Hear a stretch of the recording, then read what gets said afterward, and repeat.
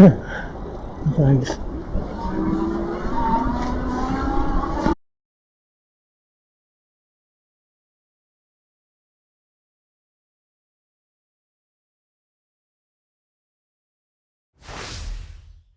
Welcome to my review of the ENGWE Engine Pro 3.0 Boost. Now ideally I wanted this last year when it came out, but I think I just missed the actual review window. So ENGWE very kindly agreed to send me the bike and let me review it. So once again, this comes in ENGWE's smaller box, which means a bit more building. You usually have to put on the rear rack when it comes in a smaller box. The thing is though, they've actually improved that, because on the Engine Pro 2.0 the screws went down into the frame to secure the rack. On these new bikes it goes sideways in, so you've actually got more room to actually turn them, which is far easier to actually install it. Then you need to add the handlebars, the front wheel, the front mudguard, the front light, the rear light, the seat, the pedals. I think that's it. The battery came fully flat, but they charge quick on these things, it's like 2 hours, so that wasn't an issue. I have to confess, I did try and attach it to the app and I couldn't get it to work. I have no idea why. It just wouldn't acknowledge the bike.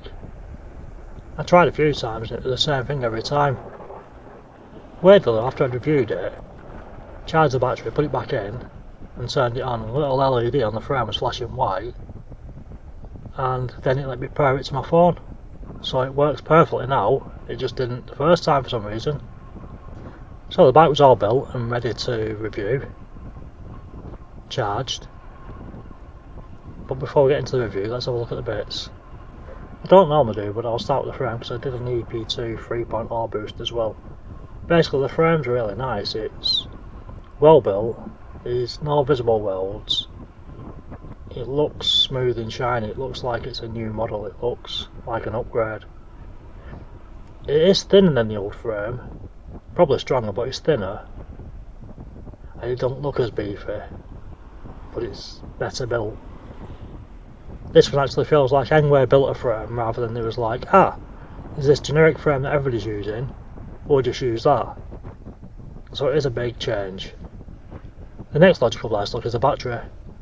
It used to live inside the frame on the older models, and you had to unfold your bike and pull it out and try and balance your bike while pulling the battery out, and then put your battery down and fold your bike back up and then charge it and then do the same, getting it back in. It was a struggle.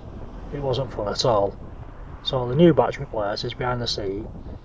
It just clips off and clips on, well it locks on and locks off, and it's so much easier, so much more convenient. It's a better place to put it. The battery itself is a 15 amp hour 48 volt battery, and I got 30 mile from it.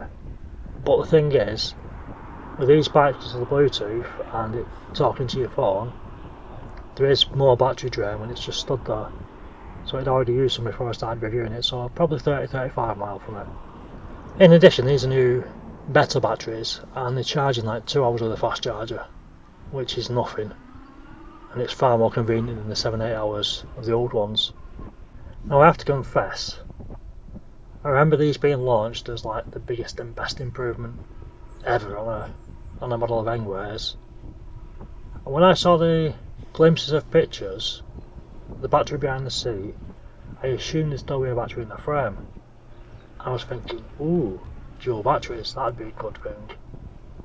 No, they never went with that, and I don't know why. Especially considering when you look at the L20 3.0 Pro and the L20 3.0 Boost, the battery clips into the frame. It kind of slots in from the top. You could have adapted this frame so the battery went in the same place as the old ones, but it clipped in from the top, which would have made a win-win, double the battery power, and still a fast charger. It would have been amazing, but they didn't go with that, they just went with a single battery on the back. Next we'll move on to the wheels. Now, the wheels have gone from being a one-piece rim to sport wheels again, and I'm not really sure why. I do prefer the look of a one-piece rim, but ultimately do the same job, they're round and they roll. Then we have the Tyre 20x4 inch flat tyres. Now, they've gone to a more road type tyre, and they don't have the knobbly bits on that they used to.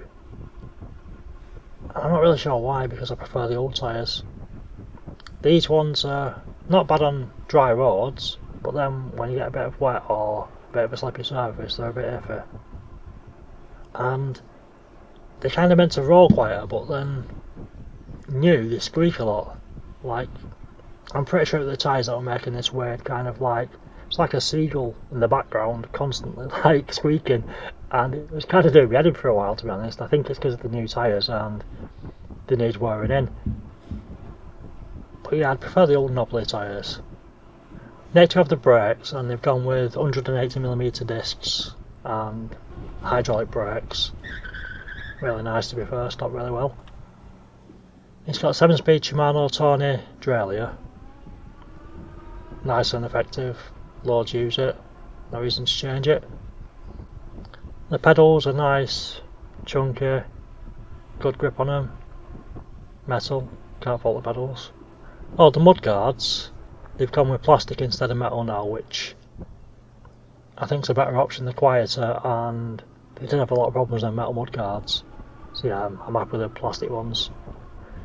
It's got new front and rear lights. The front light is chunkier, bigger, brighter, better than the old one. It looks better, it's stronger.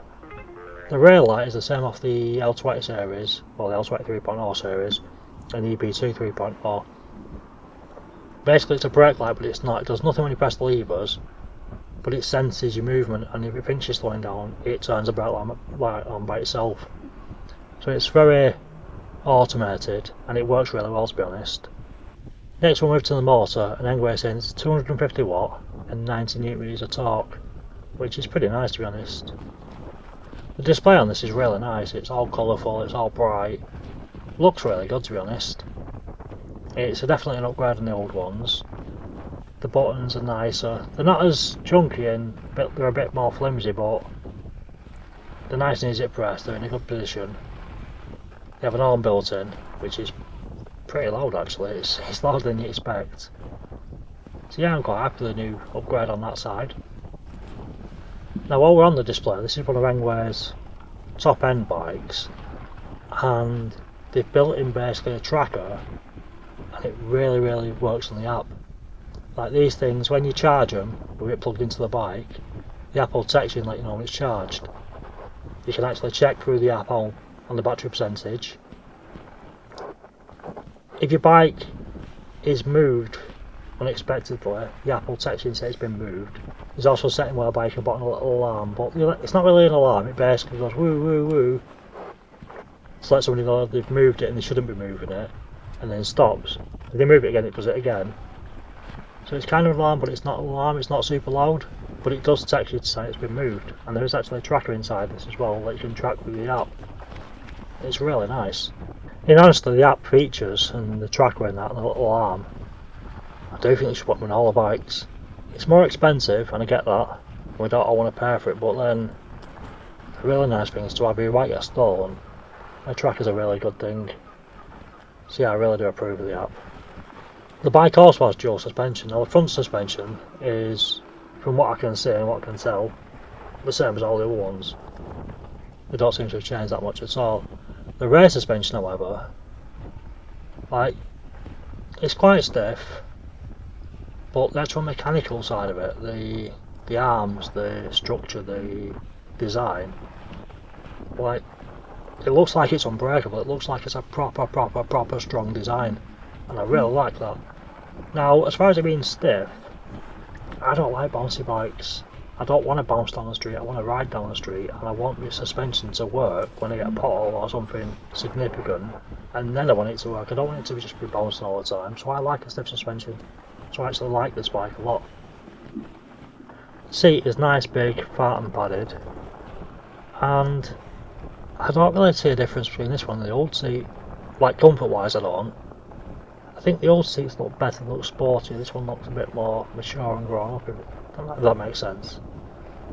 I think I do prefer, cosmetically, the old seats. So what's this thing like? Now before I get into that, I'm a bit confused, and I don't really know the truth. Now I have to confess, as a reviewer, I don't really watch other people's reviews. I try not to. I actually make it my purpose not to, because when I get a bike, it's not about what they think, it's about what I think. And I'm trying to give you a review from my perspective and my experience, without it being corrupted.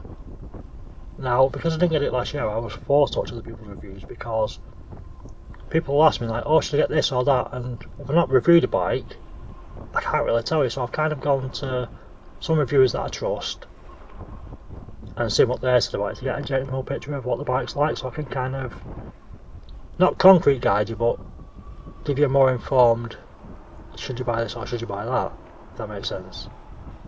Now, a pattern that was emerging last year was that it was underpowered, and I didn't feel that. So I don't know if ENGWE have tweaked it and like changed the software in it or something, or changed the programming, but I felt it was powered, slightly underpowered, but not really significantly enough to actually be an issue for me. Like, it kind of light running at 15.5 mile an hour. It was smooth 15.5 mile an hour, so for me it met the legal requirement and rode well. It's nice easy pedal, so I don't see the underpowered part. That could be like I said, because ENGWE have adjusted it, or because my opinion is just different than theirs, but I don't have a problem with the power of this. The predecessor to this, the Engine Pro 2.0, was a little bit weird. It had a slight delay on the pedal assist, so it could have probably used the boost like this has got, ironically. But it delivered it weird. It was like, when you pedalled, it'd push you over the 15.5 mile an hour, it's like 16, 17, and go, oh, gone too fast, and then like drop off, and it goes to like 15, 14 and a half, it kick back in. It kind of like over under, like it was never settled, it just kept going over and under. On this it kind of feels like it's more reserved, and it just stays about the same constant speed. And it is slightly under sometimes when there's wind, but I'm happy with that. Now when you unlock this, and you really shouldn't, and if you do have to, well, only on private land, but you definitely shouldn't, the bike got 27 mile an hour. Now the old Engine Pro 2.0, unlocking that, it got 29 mile an hour, so it's not much difference at all. It's like 2 mile an hour difference. Bearing in mind that the old bike had a more powerful battery, so it's going to be more powerful. So I think this is a match for it. Also, when I did my hill test, it felt really nice going up the hill. It felt nice and easy. Didn't feel aggressive, it just felt nice. Now when I actually checked the timing, it's literally 1 second behind the Engine Pro 2.0, and the second over like 4.5 minutes is nothing. It's got to be human error, so they're very, very similar power. So for me, this is a better built bike. It matches the power. It's significantly upgraded with regard to the battery, the rear rack placement, the rear suspension stronger. It's a huge upgrade, and then all the app features, it really is an upgrade. And as the hill test proved, you're not really losing any power, so for me, this is going to replace my Engine Pro 2.0. I'm going to have this as my bike.